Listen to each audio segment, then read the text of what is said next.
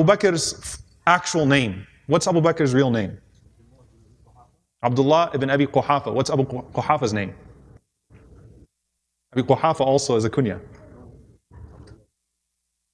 Anyone know Abu Quhafa's name? So his name was Abdullah ibn Uthman. Abi Quhafa is Uthman. Abdullah ibn Uthman. Abdullah ibn Uthman. Some of the narrations say his name prior to Islam was Abdul Ka'bah, the servant of the Ka'bah, and the Prophet ﷺ changed his name to the servant of Allah. And his father is Abi Quhafa. Actual name is Uthman. His mother is Khair. Her name is the mother of good. SubhanAllah, it's like she was meant for this.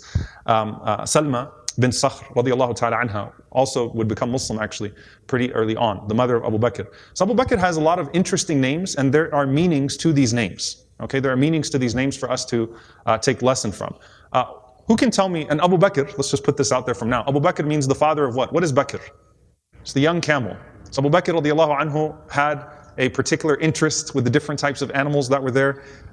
He had a particular interest in raising camels, and so his nickname became Abu Bakr. Usually if you have an interest in something or you indulge in something too much, they'll call you Abul, the father of that thing. So he's the father of the young camel. That became his nickname.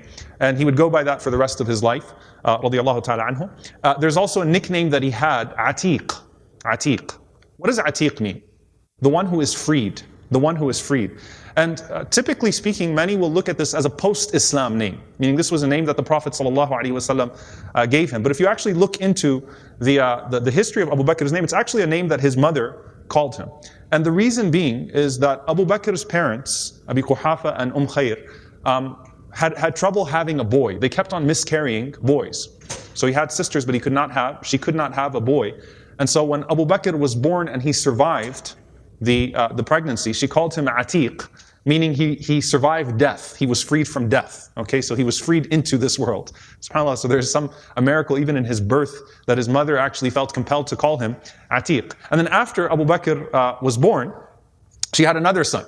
So she called him Mu'taqan. And then they had another son, so she called him Utayqan, which is tasghir, which is like a small Atiq. So they all ended up with those nicknames. So his name is Abdullah, but still Atiq, which is freed, because he was freed from death and that he was allowed to survive. And the Prophet ﷺ took that name and he gave it another meaning. So Atiq is a name that preceded Islam, but it has a post-Islamic meaning that the Prophet ﷺ said, "Man sarrahu an yanzura ila atiqin min an-nar, falyanzur ila hadha." Whoever wants to see someone who's been freed from the fire, then let them look at this one here. Let them look at Abu Bakr. Okay, so Abu Bakr was freed from death in coming into this world, and then freed from hellfire on the tongue of the Prophet ﷺ.